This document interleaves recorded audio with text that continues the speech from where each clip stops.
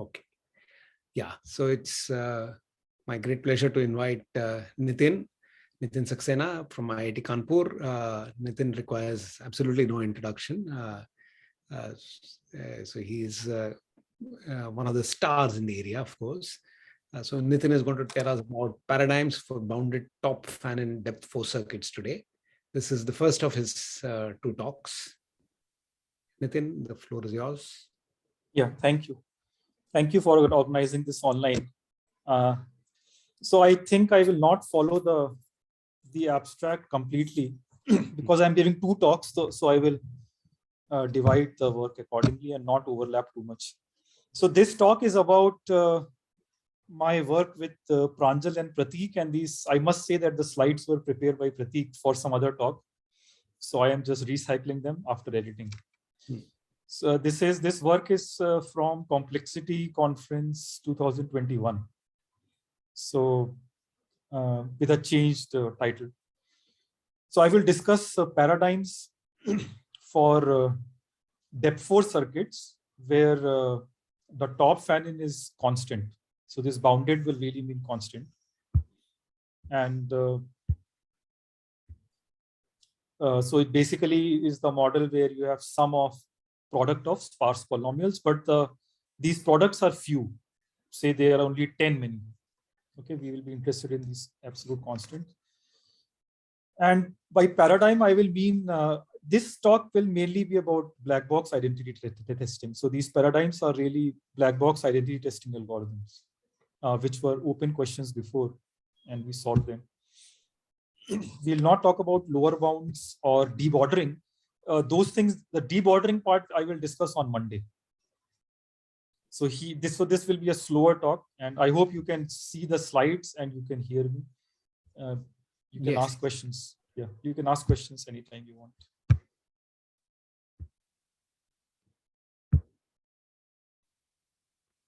So, yeah, so this is mainly about identity testing. So we obviously in this business we study multivariate polynomials over a field F. So small f is the polynomial and big F is the field. It can be any field. In algebraic complexity, we generally don't count information from the field, right? So you can assume field to be anything, but usually we assume it to be finite field or the field of rationals. But I don't think in this talk that will be necessary, except maybe sometimes I will need the characteristic to be large, 0 or large. Degree of the polynomial will be small d.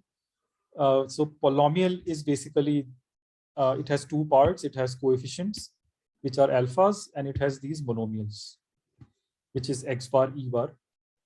X bar is x1 to xn variables. And then you sum it up. So this is the most explicit representation called the dense representation.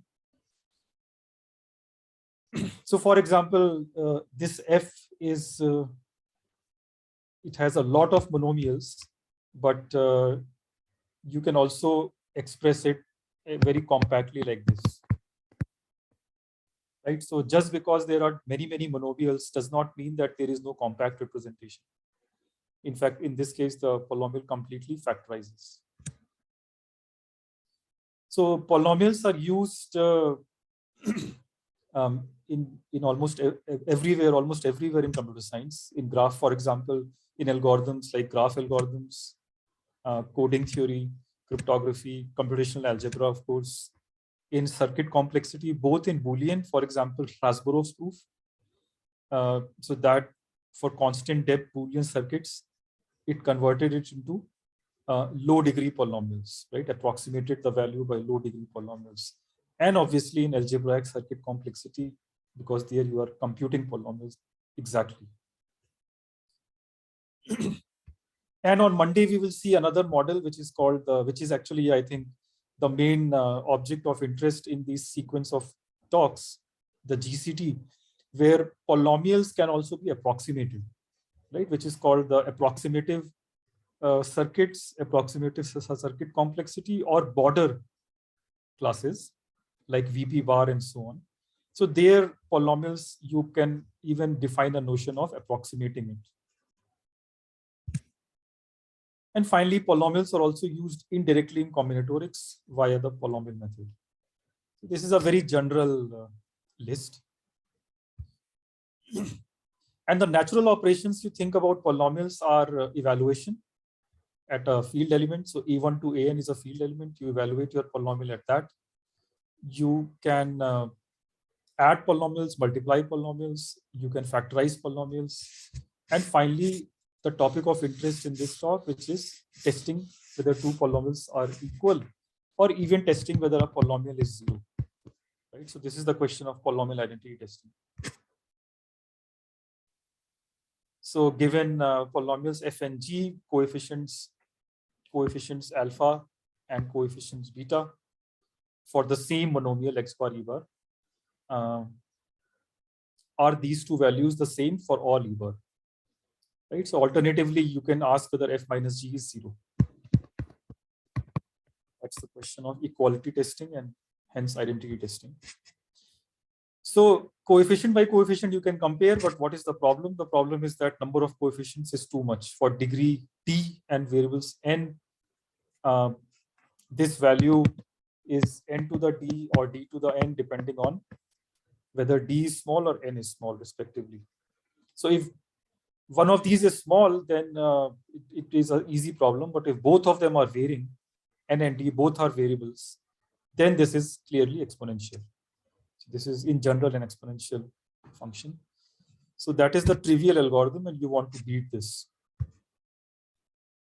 So to properly define this, we need a representation. So what we just discussed is called the well, sparse or dense representation, depending on how many monomials there are. But this is not succinct. This is not a succinct representation.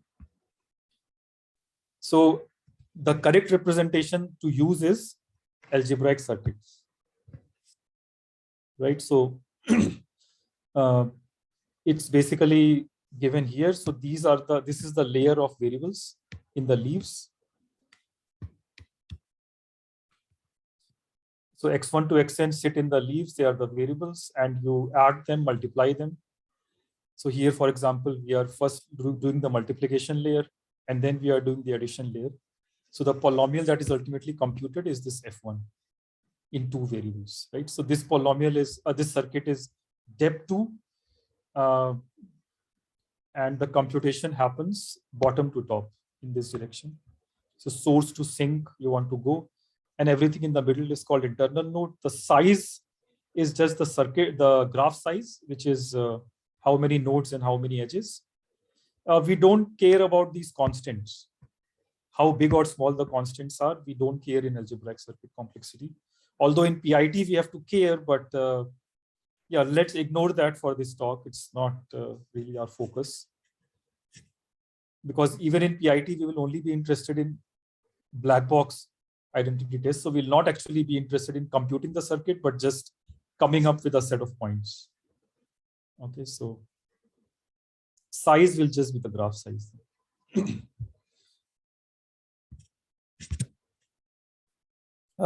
PIT, there is an efficient algorithm known using random bits. Right, so the question of PIT is given as a circuit C over a field F, test if it is zero. It has two versions, white box and black box. Both can be solved using randomized algorithms. So in white box, you can see the circuit. In black box, you cannot see the internals. You can only see the variables and the output. Basically, in the black box, you give the input and you get the output. So input meaning that you will just feed in values in the field. So you basically have to find these values A1, A2, so that you only evaluate the black box at these and get the information that you want. That's the black box question. The information you want is whether the circuit is zero. And white box, you can actually see the details. There are some results where there is a difference between white box and black box, but I guess once we have strong enough methods, there should not be any difference left between white box and black box. So we don't conjecture any big difference, except that maybe to get intermediate results, sometimes white box is helpful. So this is the polynomial identity testing lemma, erstwhile called Schwartz-Zippel lemma, and also other authors' names you can use who proved it before. But now we'll call it PIT lemma. So this lemma is over a random A bar from a big enough set. If you evaluate the polynomial f, where f is a non-zero polynomial, that assumption is there, then the probability that f evaluates to 0 is d by s, okay, where d is the degree of the polynomial. In fact, you can just assume it to be an upper bound. So degree is at most d, and degree and it is a non-zero polynomial, then the probability is basically low. If you think of the set as large enough, then the zeros of f, they form a very small space. Okay, so almost everything, the rest, these are non-zeros of f. This exactly is what this lemma says in a very precise form. So if you take a set which is of size more than the degree, then you know that there exists an A bar, and if you take the set to be twice as big as the bound of D, then probabilistically you will hit A bar. Right? So this gives a randomized polynomial time algorithm. So this is actually randomized poly time algorithm in the circuit size. And also deterministic algorithm is just this take the Cartesian product t plus 1 to the n as your set, right? So but then this set is very large, so you have an exponential deterministic algorithm and polynomial time randomized algorithm by this lemma. So question is, can we do better? Why do we care? We care because it's useful in algorithms and lower bounds. Okay, so an example in algorithms is this matching in graphs, giving a parallel, a fast parallel algorithm for the matching problem in graphs. Okay, this is done by, the only way known to do this is via identity testing. So what is done is this matrix called the TUT matrix, T. You form this. So the number of vertices is n. On that you have edges E, and based on the edges you form this matrix. This is the definition. Essentially, the ijth entry is a formal variable xij. Okay, and the result is that there is a perfect matching if and only if the determinant is non-zero. Okay, so it's a question of testing whether a formal matrix determinant is non-zero. This is also called symbolic determinant identity testing. This is the question of SDIT.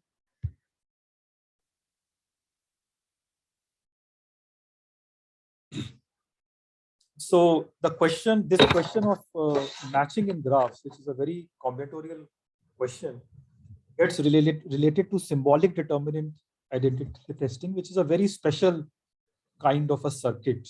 Okay, it's not the general circuit, and but still you can use the PIT lemma, and the advantage is that this question reduces to computing determinant on constants. When you evaluate it, it's a constant matrix, not a symbolic matrix, and that you can do by a fast parallel algorithm.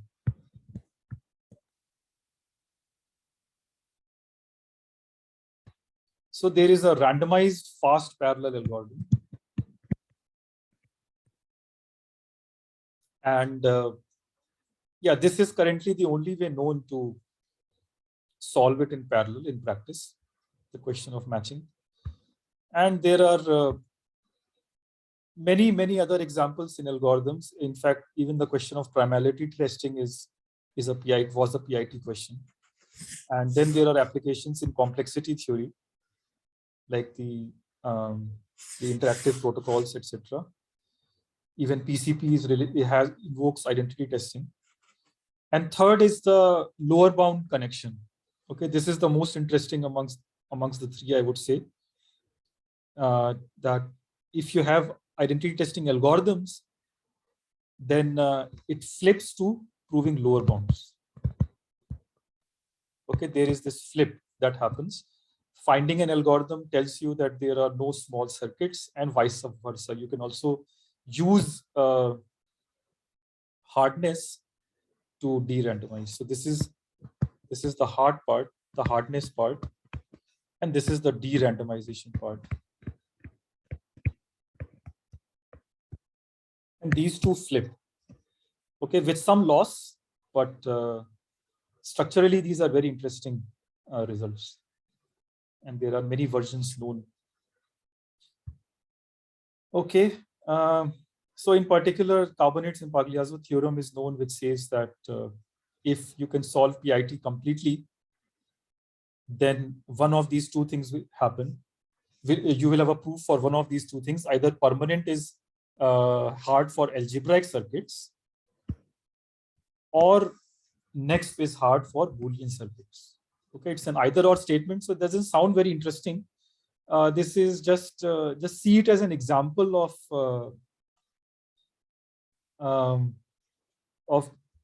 how algorithms can give you lower bounds. Okay, so this when we say PIT is in P, this assumption is actually just giving. I mean, it is actually talking about white box PIT. It is not even asking for a black box PIT. So from white box PIT algorithm, you are getting these consequences. So just this connection itself is interesting.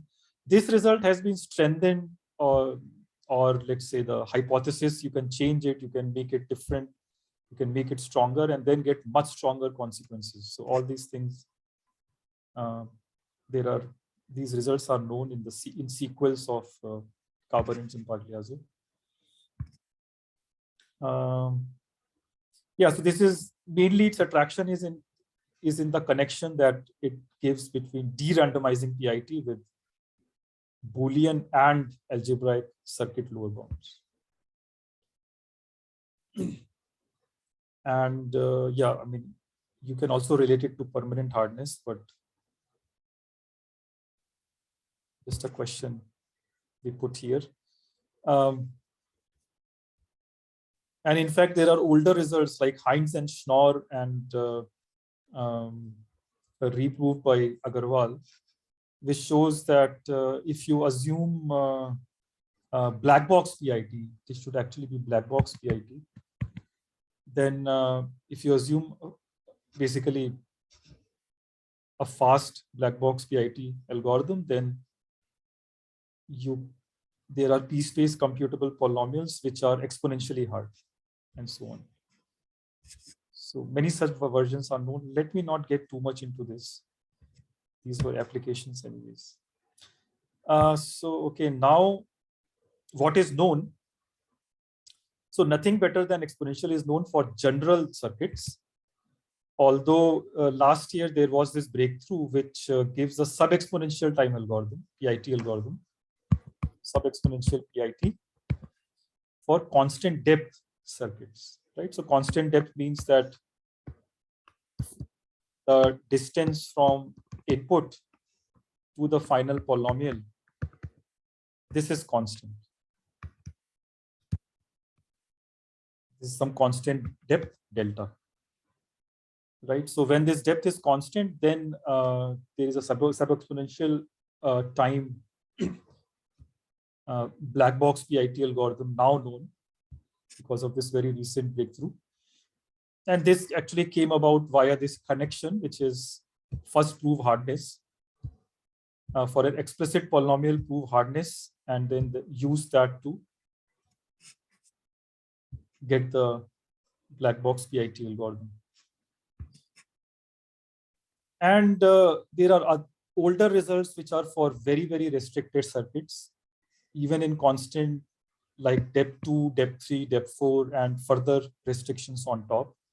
So that is the kind of results we will be discussing in this talk. They will not extend immediately to higher depths, if at all. Okay, before I go into that, any questions at this point? Till this point, I assume it was very basic stuff. If you have any basic questions, we can discuss.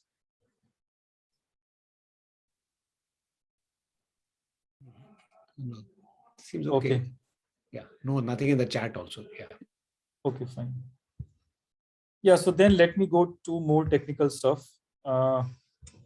related to this talk. Yeah, so the results which are known for depth-2 is complete solution, the best you can expect. So in case the monomials in your polynomial are few, I say polynomial in n, but just think of it as number of monomials being some m, function of n. So when the number of monomials is m, then Blackbox algorithms are known. This is a result by Livens and Spielman from Stock 2001.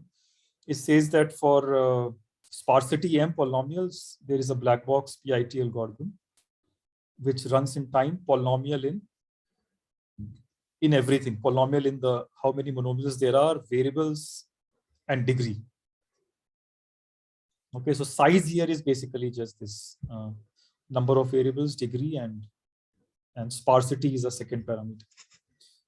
So this is the best you can expect given sparsity m. So this is known. The problem is that you cannot apply this to higher depths because in higher depth, sparsity m will explode. And in fact, that is what happens in depth 3. So depth 3 circuit is you start with these variables, right? And then you add them. So this is the sigma layer. Then you go to the product layer, and then you go to the sum layer. So there are only 3 depths. So it is of this type. Sum of product of linear polynomials, right? So this is linear functions. So this is a very nice model. It already has this exponential blow up simply because of the product. When you multiply, let's say n linear forms in n variables, you start producing 2 raised to n monomials, right? So this is, and since d is arbitrary, it can be even worse. So this depth 2 will not help you here. You have to do something else. Now, so this was a big open question even to solve in sub-exponential time, and this is now possible because of LST, right? This Fox 21 result.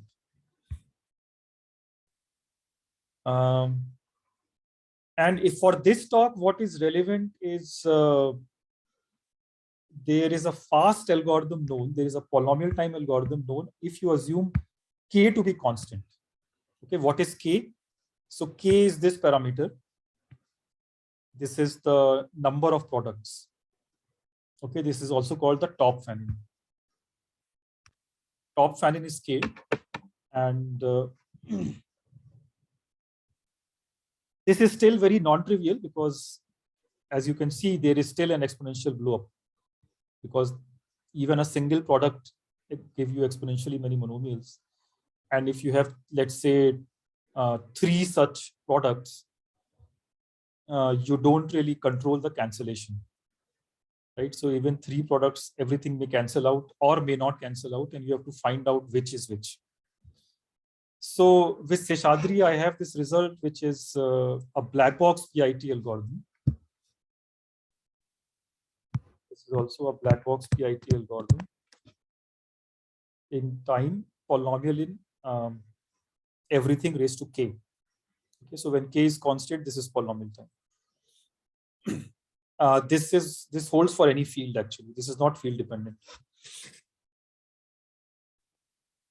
So this uses some interesting tools in algebra, or to be precise, in ideal theory.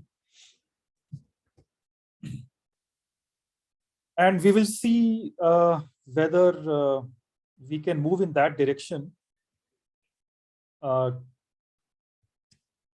or we can use such techniques and move to depth 4. Okay, that will be the goal of this talk. So now let us go to our main model, which is depth 4 circuits, sum of product of sparse polynomials, right? But I am further specializing this or parameterizing this. So here, these sparse polynomials, they have degree delta. Okay, so the top fan-in is k, and there is also a delta parameter associated with this layer. Okay, so the top fan-in is k and the bottom fan-in is delta. Those are the two parameters of interest in this talk. And if I don't keep them restricted, then there is this Agarwal-Vinay result from Fox 2008, which started a very interesting direction, because it showed that if you keep k and delta unrestricted or moderately restricted, say you take k and delta to be square root n, but still both are arbitrary, both are growing, then this model is almost as hard as the general circuit case. Okay, I should say that when I say general, I mean actually up to VP.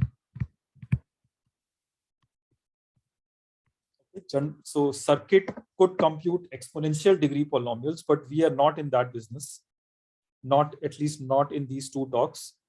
So we'll always mean the polynomial degree and the polynomial number of variables. They are kind of close. Okay, we'll assume there are n variables, and we'll assume that the degree is only polynomial in n.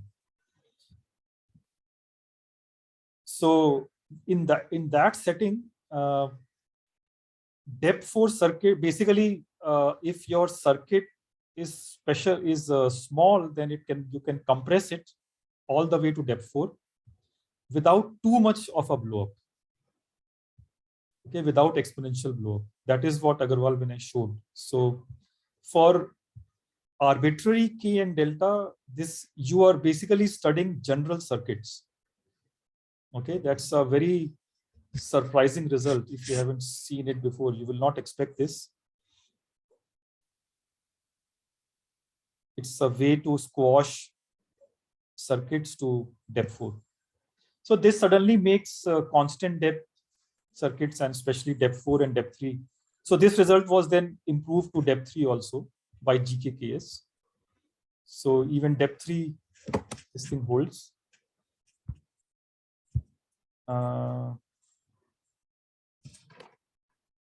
Let me just say here.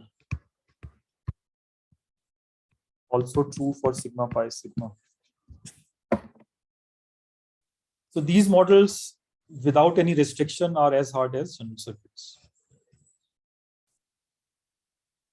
And now for them, there are these sub-exponential time PITs by LST Fox 21. Okay, so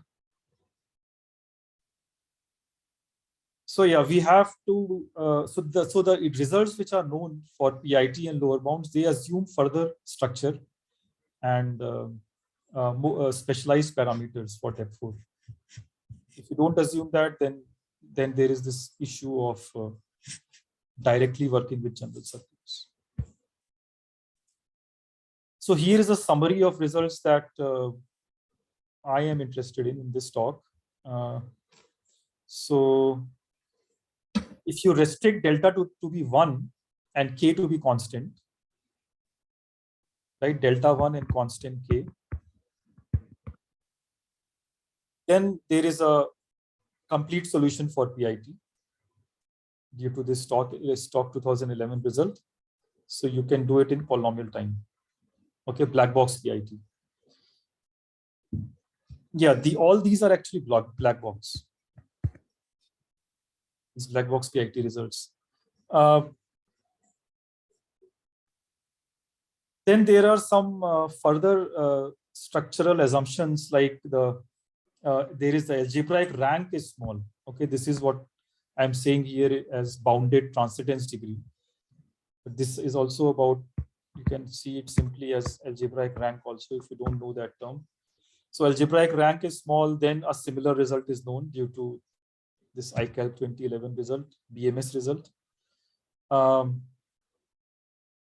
Again, if you assume the top fanning to be constant and restriction on how many times a variable appears. So in particular, if the product gates are multilinear, then again, there is a complete solution known due to this stock 2012 result, which Kumar and Saraf generalized in many other directions. In particular, when the bottom fan-in is constant, the delta is constant, and within a product gate, the transcendence degree is constant. Okay, so these are further restrictions on the structure of a product gate. In that case, there are non-trivial. This QP means quasi-polynomial. So quasi-polynomial time algorithms are known. And the situation is such that even if you look at k equal to 3 and delta equal to 2, right? So this is product, 3 products, and each product is multiplying quadratic polynomials in n variables, right? So this is kind of the simplest thing you can think of in terms of constant k and delta. And even this was open. This was only recently solved. So Peleg and Amir Shpilka, they solved in stock 21, or I think maybe a paper related to that paper, where they solve this question using something called generalized Sylvester-Galai configurations. So this is a very interesting approach, although it takes a lot of work because they basically have to characterize these quadratic polynomials and show that their rank is small. If they form identity, then their rank is small, and through that they get this complete solution for Blackbox PIT. So even this k equal to 3 and delta equal to 2 is very hard work. And basically, in this talk, we give a general solution which works for any constant, or you can say any logarithmic k and delta. It will be a quasi-polynomial time algorithm. Okay, so we will generalize this in a far-reaching way. And our method will be actually much simpler. So this last result is what we greatly scale up. That's the goal of the talk. So this is the bounded. To start with, you can think of bounded top and bounded bottom fan-in. Bounded top fan-in, bounded bottom fan-in. These are the new developments. So let me just state these results, and yeah, you can ask questions if something is not clear. So for these bounded k and delta, k is the top fan-in, delta is the bottom fan-in. There is a quasi-polynomial time Blackbox PIT algorithm for this depth-4 circuit. Okay, and the exact time complexity looks like this: s raised to delta k log s. So we can easily afford k delta even poly log s. So this is far bigger than what was known before. It was just k equal to 3 and delta equal to 2. That is the first result. Any questions? Is it clear? Yeah. Yeah. No, I think it's clear. Okay. But you don't get polynomial time even when you restrict to the Shpilka. Correct. Okay. Yeah.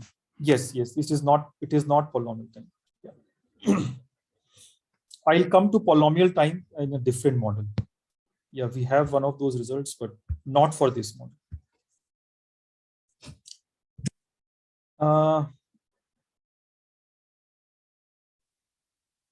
Yeah, the second model is Similar, except that in the bottom part, we now have sigma wedge. So what is wedge? Wedge is the powering of a variable.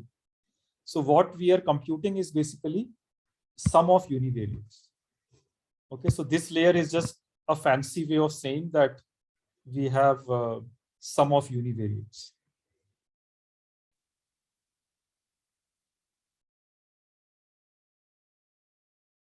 Okay, so this layer is computing sum of univariates.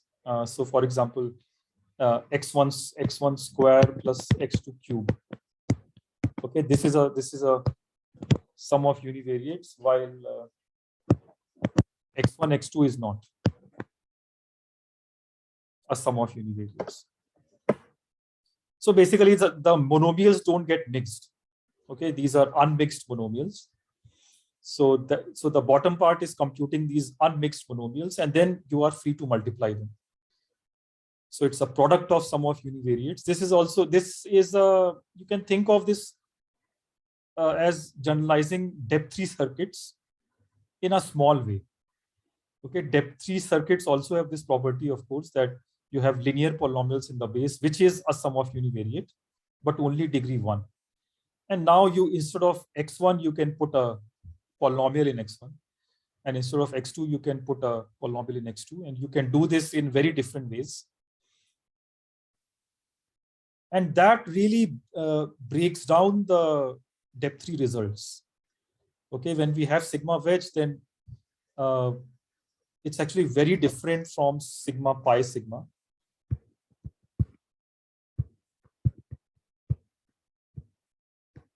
It seems to be a much harder model. The ideal theory here is more complicated. So it wasn't clear how to solve this, and this is something for which we gave both black box and white box algorithms. Black box is quasi-polynomial, and white box is polynomial time. Okay, so for this model, our method in this talk actually completely solves the white box PIT.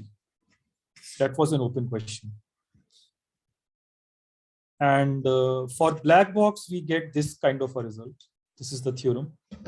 So constant k, bounded k, there is a quasi-polynomial time algorithm, black box PIT algorithm for this model, which is time slightly better. This is s to the k log s. Okay, so it's not log s, but even smaller than that.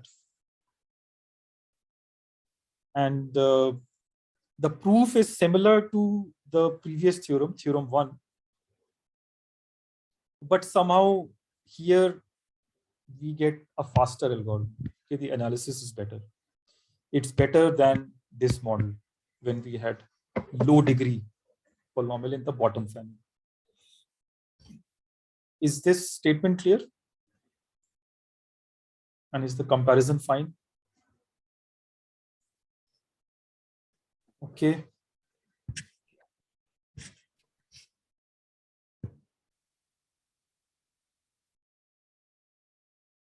Okay, so yeah, so this the third result is for the same model of polynomial time white box PIT algorithm. Okay, so this is polynomial time but white box. And the time complexity here is pretty bad in terms of k, although it is still a constant. In the exponent, we have 7 to the k. Okay, so for constant k, this is still polynomial time algorithm. And this requires a technique which we will discuss more in the second talk on Monday, which is called the DD technique, which is we divide by a product gate, and then we differentiate the expression, and then we induct on k. Okay, so we divide by a product gate, and we derive with respect to a variable z, and we induct on k. Okay, but we will not be able to discuss this today. It's ultimately it's a bit complicated to describe all these steps. So we will do this on Monday. But what it intends to do in the end is this top product gate, it actually manages to replace it by wedge. Okay, so it makes the top pi gate very, very special. So this sigma pi, sigma k pi, sigma pi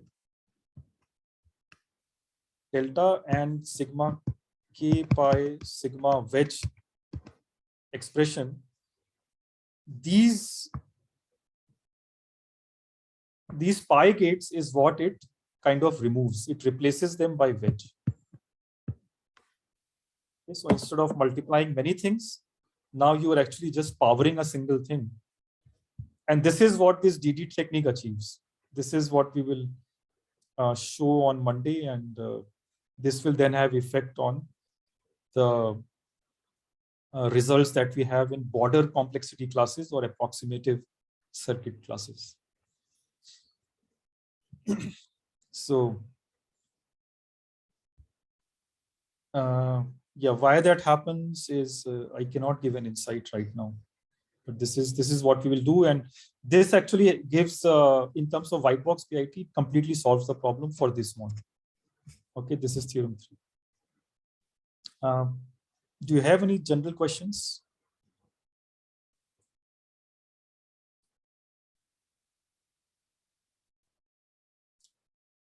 These are the 3 results that the paper has.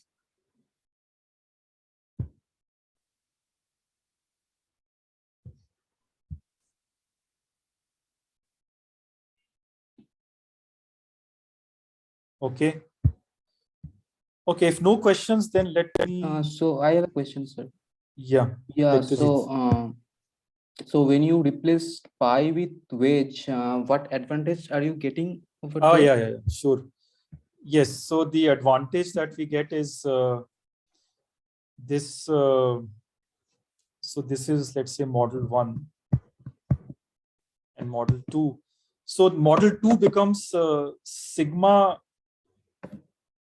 Yeah, actually, I should describe this. I should also remove the k.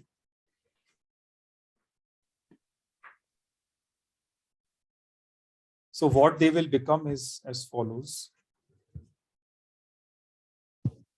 Sigma wedge sigma pi delta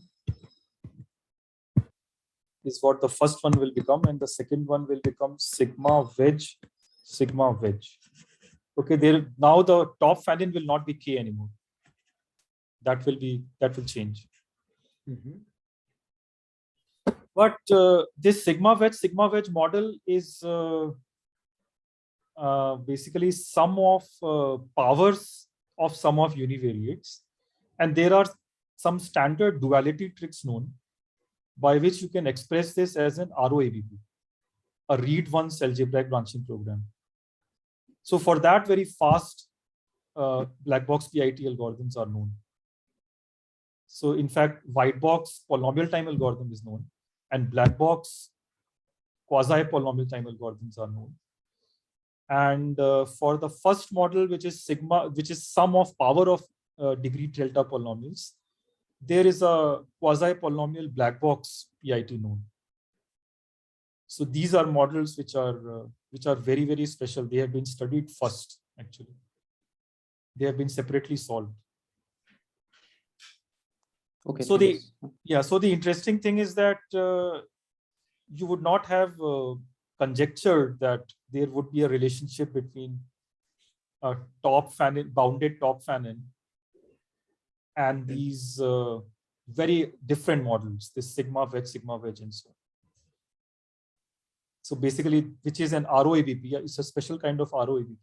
So it was not possible to conjecture that this model number 2 actually hides an ROABP. But our transformation does that. Our transformation actually converts it into an ROABP, model 2, and then this is why the white box algorithm is fast. It completely solves the problem. Nitin, probably we could do also this conversion using Fisher's technique, right? a product into a power, just that the blow up will be much larger. You mean this model 1? You want to directly use Fisher's trick? As in, your conversion is going to be efficient, is what you're trying to say, right? Yeah, but this is a question of PIT, right? Right. You want very efficient. It's not a lower bound thing that you're doing. In fact, even in lower bound, the problem is that this pi has arbitrary fan-in. It's like S actually. So if you use Fisher's trick, you will immediately get 2 raised to S. So which will be useless, right? Exactly. Yeah. Yeah. So this is this will not be of any help actually. So which is why it is, so actually what you are saying is kind of the reason why nobody will conjecture. Exactly. That nobody would conjecture that this pi can be converted to wedge. But this is what this DD technique achieves. And it's actually quite analytic and algebraic. So as on Monday, we will see that it also works with approximative models. And that is how we get our more advanced results. Okay, so also is what about depth 5? Is it completely open? Yeah, it is completely open. Okay. Yeah. Proper depth 5, we don't know how to use depth 4 methods, even if you start with sigma k. Yes. So Nitin, when you go from product to wedge, are you saying the 2 polynomials are same, or are you saying the PIT for first reduces to PIT for second somehow? Yeah, that is a good question. It is a reduction. Okay. Yeah, it's not exactly. So does improving the ROABP PIT improve the result? Like, is the bottleneck of this quasi-polynomial time stemming from the fact that we don't know best PIT algorithms for ROABPs, or is the conversion the... Correct. Yes. So this second model is ROABP. So whatever you do here will directly imply something for this. So if we had better black box PIT for ROABPs, sure. Yeah, it will immediately solve that. Whatever result you have, the same result improvement you will get in this number 2 in red. Number 1 in red is slightly different. So that is not quite ROABP. So it is related to what is called this shifted partials measure, which was used to solve this model. This used shifted. Wait, it's now getting messed up.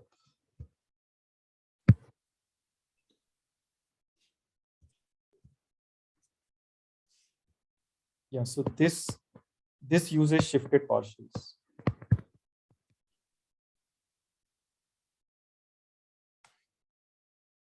So this model green one, this is not really ROABP, but something more complicated. But if you can improve, if you by different methods, if you can improve, then the same improvement you will get in sigma pi with k and delta.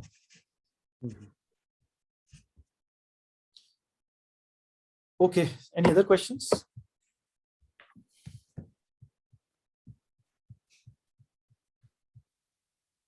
Right, so okay, so with this, I hope that the results are clear and the comparisons and the reductions, now you have some idea. So I was planning to just sketch the proof of theorem 1, because that seems to be the easiest. So let me quickly go over that.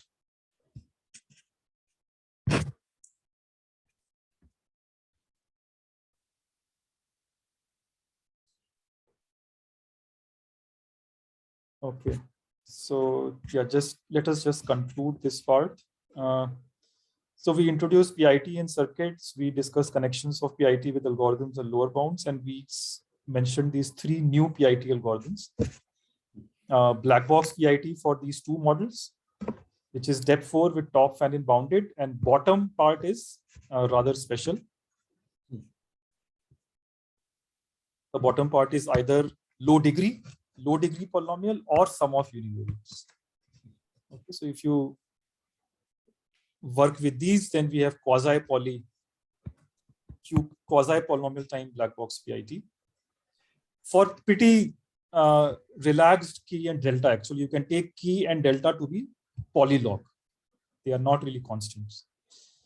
For constant key and this model, we also have a complete solution in white box, which uses this new method of DD. Okay. Open problems are for the first model completely solving it, that is in polynomial time, which Thomas already asked. Yeah, I am asking it for sigma wedge sigma pi, but if you solve this in polynomial time, then you will also solve sigma k pi sigma pi delta. Okay, so that question is open for constant k and delta in polynomial time. So this in P is right now not. And instead of looking at sum of univariates, we also look at sum of bivariate restriction. And since I have not described the method, it seems to be a small step, but in our method completely fails, completely breaks down when we replace sum of univariate by sum of bivariate. So yeah, whether our method can be made robust in this way, we don't know. That's the second open question. So one more question I have. So when you do this transformations, is there is it a combinatorial transformation, or can one sort of say that there is some group that you're acting, some one parameter subgroup or something like that, which is actually pushing the bottom in this nice fashion so that it becomes that? Is there? Yeah, it's actually, so instead of asking you to wait, let me just mention that, because I think we don't have much time. So the transformation actually stems from this basic identity. 1 upon 1 minus z is this power series. Mm-hmm. Okay, and if you, since we are in finite business, so we will truncate it at some point. Let's say here we truncate modulo z to the t plus 1. So this is the identity, and this is the source of almost all our results. Why is it helpful? So it helps because of the following. Suppose you are working with sigma pi delta model. So at some point we actually start dividing by these low degree polynomials, and when we do that division, we basically, without loss of generality, assume that we are doing this.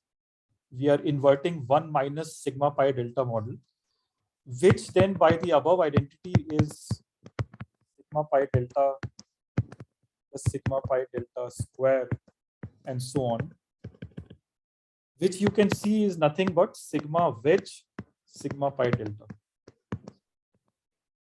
Do you believe this?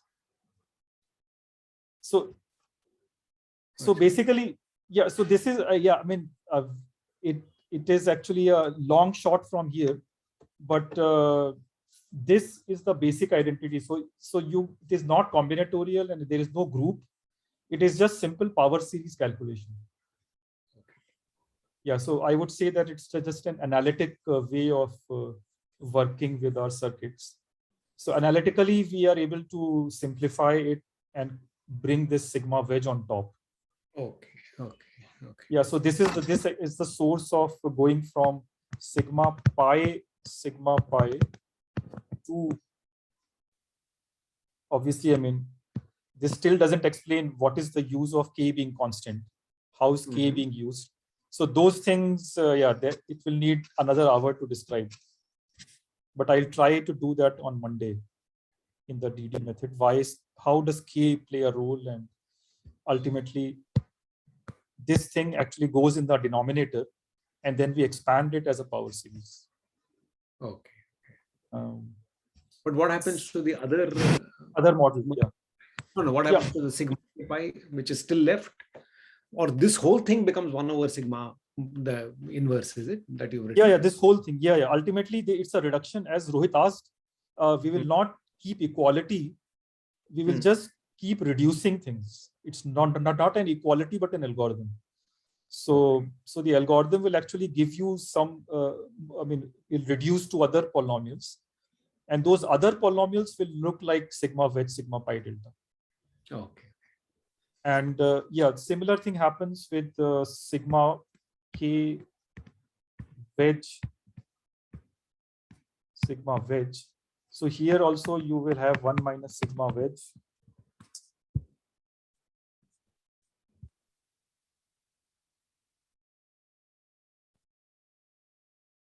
Sigma wedge is here, and then this will become 1 plus sigma wedge powers. I think you meant sigma pi sigma wedge, no? Yeah, Sigma k pi.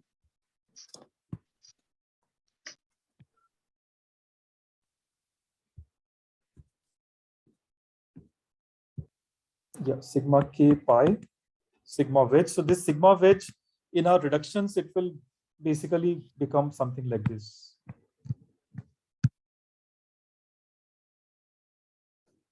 Over sigma over I, which is sigma wedge, sigma wedge.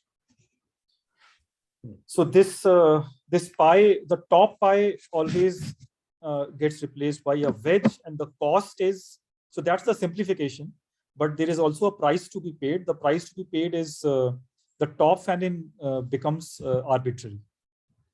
The k goes away.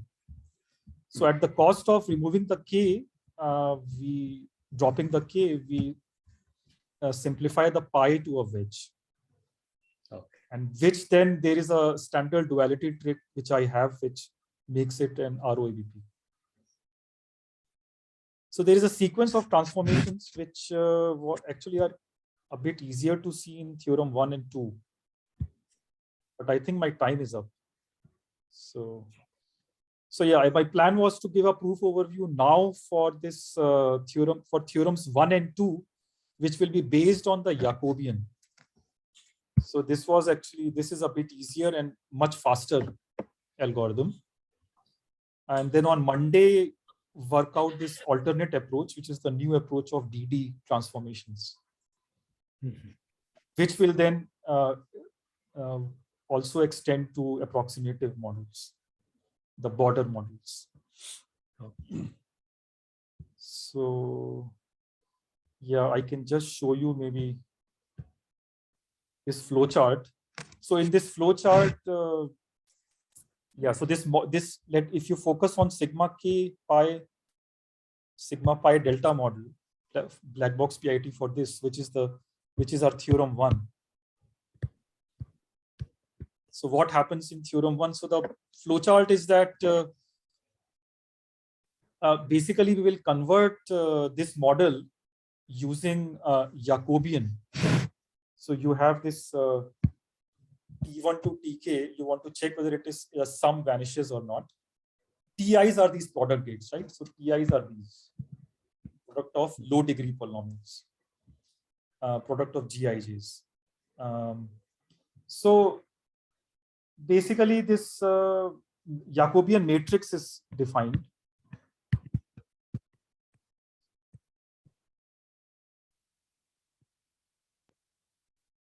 So you differentiate T1 in k ways.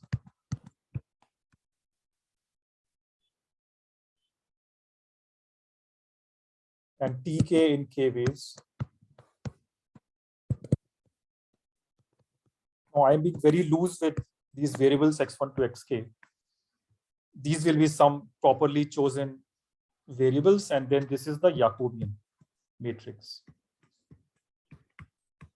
of these k polynomials. So that's the Jacobian matrix, and this is what theorems 1 and 2 are based on. basically when you differentiate T1 k times and Tk dot Tk k times, you have this k cross k matrix. And when you look at its determinant, it's very special. It will be so special that we will actually be able to reduce it to this sigma wedge, sigma pi model that I was talking about. This is how we will get to this sigma wedge, sigma pi delta model. And from this model, then we will go backwards. Okay, so we will first hit this model. That is this manifesting nice property I'm talking about. This is the step. This is step 1. So we'll design a homomorphism, which basically will be a kind of, think of it as a way to hit this model. So this is already known. So use that known result to hit this model, sigma wedge, sigma pi delta. And then basically go bottom up. From here, you go back to the model you started with. And that is what will give the hitting set for your original polynomial f. This is f. So, but this is, yeah, this actually takes a lot more time. Let me not discuss that. There is a lot of machinery that goes inside it, but yeah, the Jacobian has actually this kind of a structure. If you just want to, this is the structure that the Jacobian has. It's very special, actually. The Jacobian, the determinant of the Jacobian matrix is of this type. And I want to construct a psi, a map psi, which keeps this polynomial f non-zero. And this I can do by this sigma wedge, sigma pi hitting sets. So I use that and then I go back. And that gives me the right parameters and a fast, at least quasi-polynomial time hitting set. Yeah, so no time for all this. So that's what we have. So yeah, so I'm actually again at the open topics. Yeah, so I think for the benefit of the next talk, I should now stop. Thank you. Okay. Thanks, Nitin. Thanks. Are there any questions for Nitin?